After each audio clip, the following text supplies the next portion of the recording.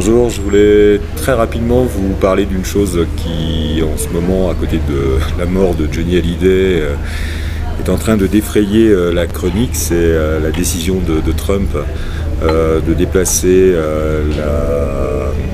l'ambassade des États-Unis à Jérusalem, ce qui est une énième provocation de ce matamor.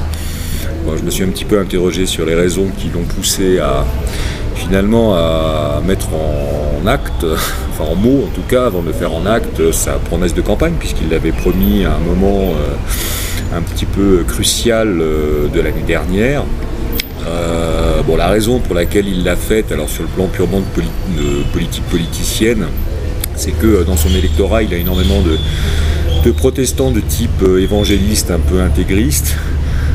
et que ça fait vraiment partie de leurs revendications, et c'est une façon pour lui d'essayer de continuer à gérer sa popularité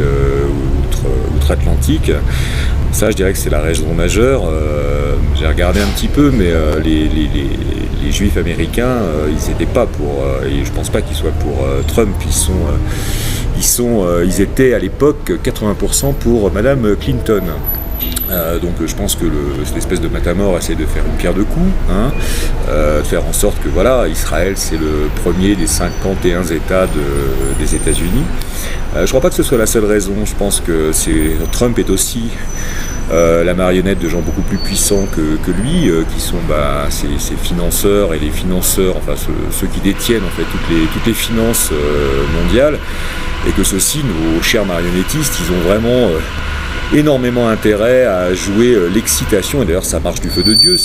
il y a un bordel pas possible là-bas. J'ai vu que après les provocations, les énièmes provocations de l'armée israélienne contre Gaza, là c'est les Palestiniens qui sont dessus-dessous. Il y a Erdogan qui s'est exprimé, enfin tous les pays arabes commencent à se réveiller les uns après les autres. Tout le monde se met à hurler d'un côté contre les Arabes, de l'autre contre les sionistes, ce qui est du pain béni en fait pour nos marionnettistes, vu que eux, leur souhait c'est qu'on se castagne tous, un peu comme dans un album d'Astérix, pendant que les centurions romains vont rentrer dans la place. Donc moi, vous trouverez jamais... je ne suis pas du tout sioniste, je déteste ça, mais je ne fais absolument aucun amalgame entre le sionisme et les juifs, et je trouve que tous ceux qui le font sont vraiment font preuve intellectuellement de petitesse, de même que je suis contre tous ceux qui vont taper sur les musulmans, tous ceux qui vont taper sur les chrétiens, enfin tous ceux qui font des généralités, j'ai horreur de ça. Je pense qu'il faut regarder les choses de beaucoup plus haut. Faut prendre par exemple le sionisme comme un mouvement qui a été financé par qui à votre avis? Par ceux qui ont financé l'hitlérisme, ceux qui ont financé la révolution russe, le bolchevisme, le stalinisme, la révolution française, enfin c'est toujours les mêmes. Et je pense que s'attaquer à un segment, c'est-à-dire à une marionnette, au lieu de les regarder sur le marionnettisme, c'est comme s'exciter sur n'importe quelle déclaration de Trump, alors que ce mec, on le sait, les présidents aux États-Unis, c'est des acteurs. Ils n'ont pas tous les pouvoirs, de même que chez nous, nos présidents qui ont plus de pouvoir qu'aux États-Unis, ils n'ont pas tous les pouvoirs, loin de là, ils exécutent ce qu'on leur demande de faire, ce que leurs financeurs leur demandent. Donc c'est vrai que par rapport à des événements comme ça, moi je prends tout ça toujours avec beaucoup de recul, parce que je veux surtout pas rentrer en fait dans cette espèce d'excitation où on vous pousse en fait, on essaye de vous pousser à choisir un camp contre l'autre. Alors c'est vrai que je trouve que la situation des Palestiniens est épouvantable, ça fait très longtemps que ça dure. Ce que je trouve le plus scandaleux, c'est pas que Trump ait décidé de mettre son ambassade, de la déplacer à Jérusalem. C'est ce qui se passe à Jérusalem et en Israël et à Gaza depuis des lustres. Et de ça, je n'accuse pas le peuple juif, et j'accuse pas non plus les Israéliens, j'accuse le gouvernement, les sionistes, le Mossad, enfin tous ces trucs-là, et tous ceux qui les soutiennent. Il y en a énormément en France, dans nos élites, BHL,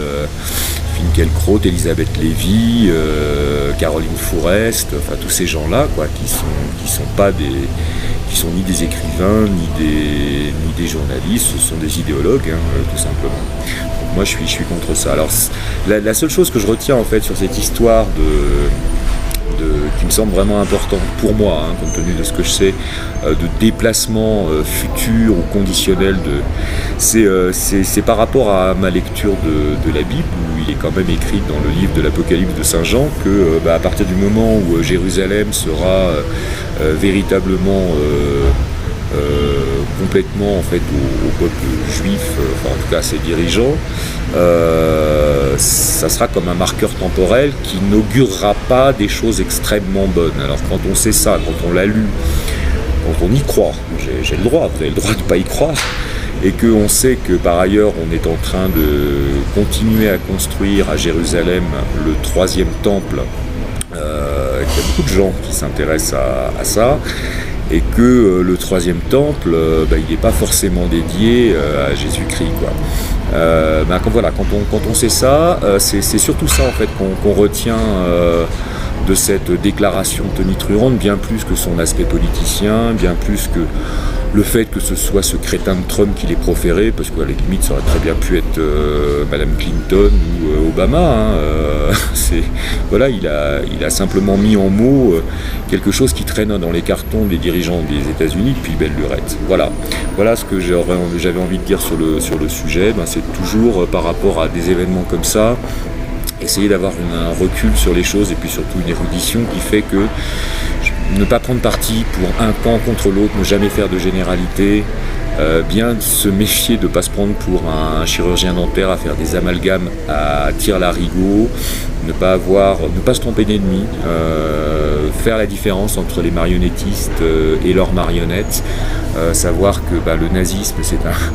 un mouvement qui a été créé, financé puis qui est mort, le bolchevisme pareil, le stalinisme pareil, le mussolinisme pareil, le franquisme pareil, il est hautement probable que le sionisme qui a eu un début, qui a un milieu, il aura sa fin également, tous les mouvements extrémistes, qu'ils soient d'obédience religieuse ou pas, ou politique, c'est vraiment quelque chose dont il faut énormément se méfier, et il ne faut surtout pas oublier que on est tous dans le même bateau et que ceux qui nous ont déclaré la guerre,